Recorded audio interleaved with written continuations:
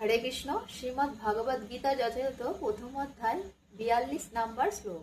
দোষই রে তৈ কুলাখানাম বর্ণ সংকর কারকই উৎসাদন্তে জাতি ধর্মা কুল ধর্মশ্চ শাশ্বতা। গীতার গান। নরকে পতন হয় লুপ্ত পিণ্ড জন্য, তারিবার নাহি কোনো উপায় যে অন্য। কুলধর্মের নষ্টকারী বর্ণ সংকর ফলে শাশ্বত জাতি ধর্ম উৎসাদিত হলে। অনুবাদ। যারা বংশের ঐতিহ্য নষ্ট করে এবং তার ফলে অবাঞ্ছিত সন্তানাদি সৃষ্টি করে, তাদের কুকর্মজনিত দোষের ফলে সর্বপ্রকার জাতীয় উন্নয়ন প্রকল্প এবং বংশের কল্যাণ ধর্ম উৎসন্নে যায়।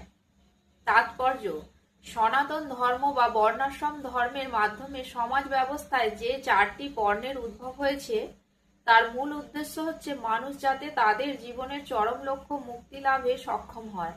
তাই সমাজের দায়িত্ব জ্ঞানশূন্য নেতাদের পরিচালনায় যদি সনাতন ধর্মের যথাযথ আচরণ না করা হয়, তবে সমাজে বিশৃঙ্খলা দেখা দেয় এবং ক্রমে ক্রমে মানুষ তাদের জীবনের চরম লক্ষ্য বিষ্ণুকে ভুলে যায়। এই ধরনের সমাজ নেতাদের বলা হয় অন্ধ, এবং যারা তাদের অনুসরণ করে তারা অবধারিতভাবে অন্ধকূপে পতিত হয়। হরে কৃষ্ণ।